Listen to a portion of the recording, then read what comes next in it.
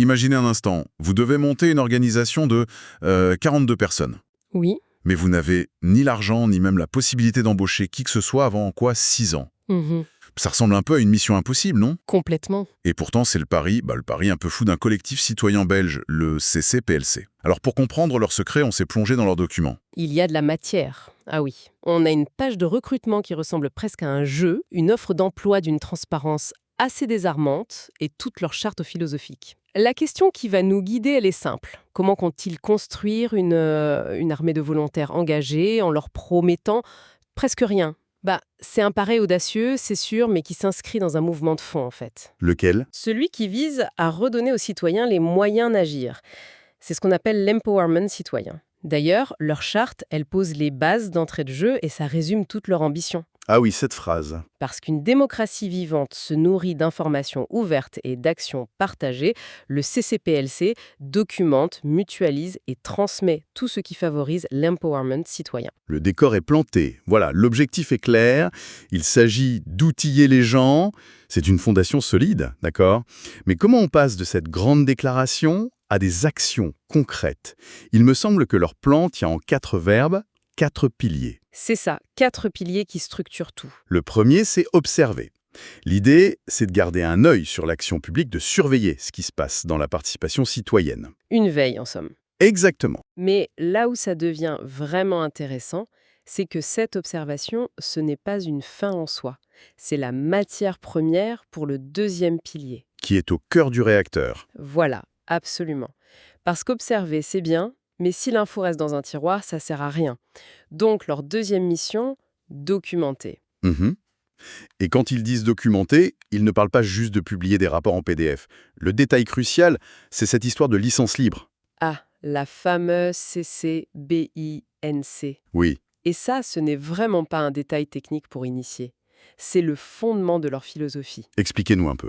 Alors, la licence CCBINC 4.0, pour être précise, ça veut dire que tout le monde peut copier, partager et même modifier leurs travaux. Il y a une seule condition. Pas d'usage commercial. Exactement. C'est le principe des communs numériques. Pensez à Wikipédia. Personne ne possède Wikipédia, mais tout le monde peut l'utiliser, y contribuer, selon des règles claires. Le CCPLC, c'est un peu ça. Ils veulent créer une sorte de Wikipédia de l'action citoyenne belge. Une ressource partagée que tout le monde peut améliorer? C'est beaucoup plus clair comme ça. Et dans leurs objectifs, ils ne parlent pas que de PDF, mais de gabarit Markdown, de fichiers CSV. Oui. Pour le commun des mortels, ça veut dire quoi finalement? En gros, ça veut dire qu'ils ne vous donnent pas seulement le plat cuisiné, mais aussi les ingrédients et la recette. Ah, j'aime bien l'image. Un fichier CSV, ce sont les données à l'état pur. Le Markdown, un format de texte super simple. En donnant ça, ils permettent à n'importe qui de réutiliser leurs infos facilement. Pour un site web, pour faire ses propres graphiques. D'accord. Ils ne disent pas « voici notre analyse », ils disent « voici nos données ». Faites votre propre analyse, c'est pour ça qu'ils parlent de laboratoire ouvert. Ok, donc on observe, on documente de manière ouverte pour que chacun s'en serve.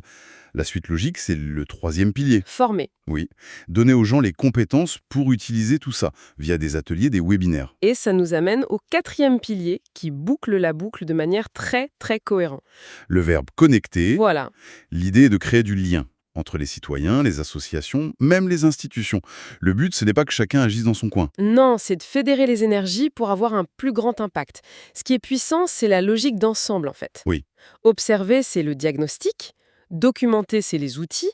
Former, c'est le savoir-faire. Et connecter, c'est la force collective. La finalité de tout ça, c'est l'autonomie du citoyen. Exactement. D'ailleurs, leur charte est très claire là-dessus.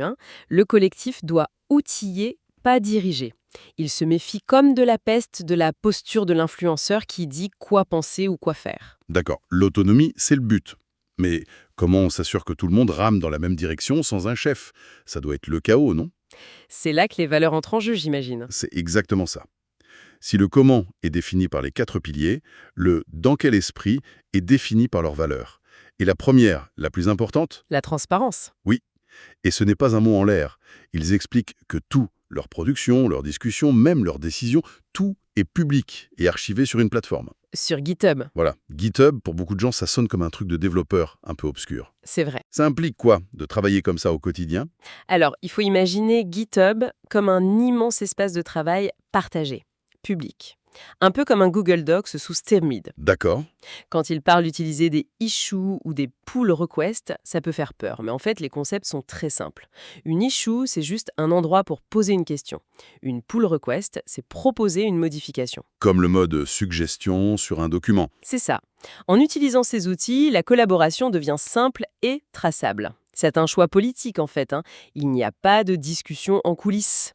Tout est à la vue de tous. C'est une transparence radicale, oui.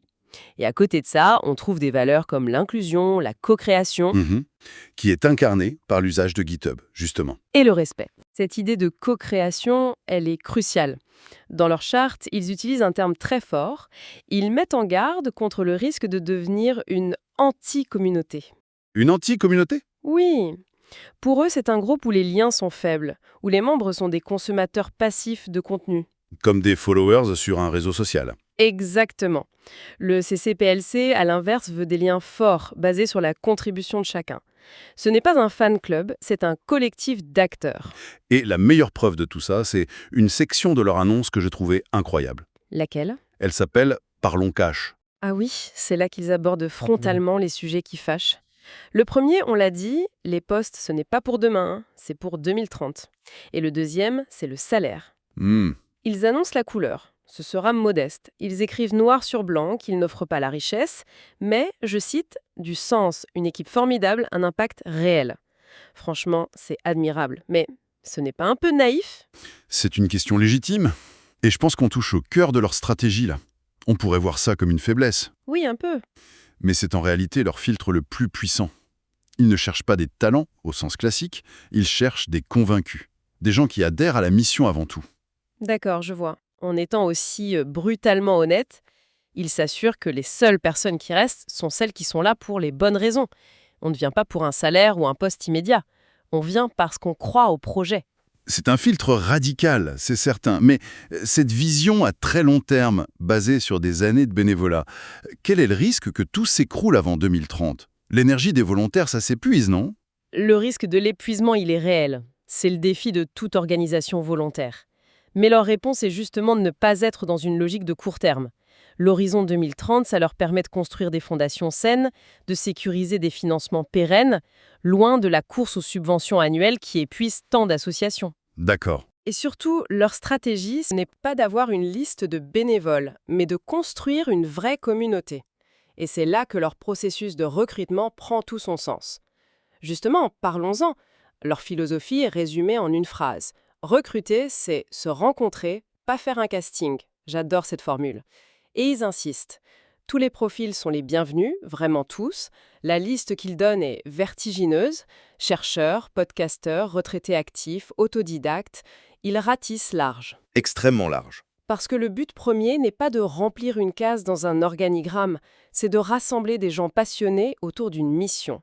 Les postes, les rôles, ça émergerait de la communauté, pas l'inverse. Et en explorant leur page de recrutement, je suis tombé sur un truc que je n'avais jamais vu. Le quiz? Oui, tout à fait. Le quiz pour découvrir son profil citoyen, on gagne des points d'expérience, on débloque des succès, on dirait un jeu vidéo. Au début, ça m'a semblé un peu gadget, mais c'est plus malin que ça, Meska. C'est beaucoup plus malin. Cette gamification, ce n'est pas pour faire joli. C'est une manière d'intégrer les gens en douceur, de rendre la découverte du projet active, engageante. C'est la première étape, c'est la toute première étape de la construction de la communauté. Ils créent une expérience positive dès le premier contact. Et ça illustre parfaitement leur stratégie. Ils construisent la communauté avant même de construire l'équipe de salariés. La réserve de recrutement est en fait un vivier de personnes qu'ils apprennent à connaître sur la durée. C'est pour ça qu'ils peuvent dire que le jour où les postes s'ouvriront, les membres actifs de la réserve seront naturellement prioritaires. C'est une sorte de promotion interne avant même qu'il y ait des employés. C'est exactement ça. Ce qui m'a aussi frappé, c'est à quel point ils rendent l'engagement accessible. Ils posent la question « je ne peux donner que 2 heures par mois, ça sert à quelque chose ?» Et leur réponse est un absolument sans équivoque. 2 heures, c'est une relecture, une idée. Tout compte. Et c'est fondamental pour abaisser la barrière à l'entrée. C'est la différence entre un club privé très select et une fête de village où tout le monde peut venir donner un coup de main. Même juste pour 1 heure. Voilà, ils ont clairement choisi le modèle de la fête de village. Et c'est ça qui fait venir le monde. Ils valorisent toutes les contributions. même les plus modestes. Et le processus post-candidature est à l'image du reste Button, très humain. 4 étapes claires. 1. On vous répond toujours, ce qui est basique, mais si rare. Tellement. 2. On échange sans pression. 3. On vous intègre à la communauté, avec accès aux discussions, aux outils. Et 4. On construit ensemble, d'ici 2030. C'est une relation qui se tisse, sur le long terme. Il termine en disant que les candidatures spontanées sont plus que bienvenues. Ils adorent être surpris. Le contraste avec le recrutement classique est total. D'habitude, le CV, les compétences techniques, c'est le plus important. Oui, c'est la première chose qu'on regarde. Ici, c'est secondaire. Ce qui compte, c'est l'adhésion aux valeurs, la curiosité, l'humilité, l'autonomie. Leur pari, c'est que les compétences, ça s'apprend. D'ailleurs, ils proposent des formations. Oui, des formations gratuites aux membres dès maintenant. C'est un investissement mutuel qui commence bien avant un éventuel contrat de travail. Ils donnent avant de recevoir. Si on essaye de faire le bilan de tout ça, on a un projet citoyen belge, le CCPLC, qui parie sur une vision à très très long terme, horizon 2030, 42 postes. C'est ça. Tout leur modèle repose sur une transparence radicale, sur l'ouverture et surtout sur une obsession à néant. Construire une communauté forte avant même de penser à recruter. C'est une excellente synthèse. Leur approche est unique. Se rencontrer, bâtir une relation sur des années en privilégiant la mission, le sens, bien avant le salaire. Et pour laisser une dernière pensée à méditer, je crois que l'idée la plus déroutante et la plus puissante dans ce projet, c'est qu'il inverse complètement la logique habituelle du travail. Comment ça ? Normalement, une organisation a un besoin. Elle définit un poste, une case, et elle cherche la personne qui rentre dans cette case. Le processus classique. Ici, c'est tout l'inverse. On rassemble d'abord une communauté de gens motivés par une mission, on les laisse collaborer, et de cette intelligence collective, de ces affinités, émergeront naturellement les postes et les rôles les plus pertinents. Le moment venu. Le moment venu. Et ça pose une question fascinante. Que se passerait-il si d'autres organisations, y compris des entreprises, adoptaient cette philosophie de construire la communauté d'abord pour imaginer leur futur ?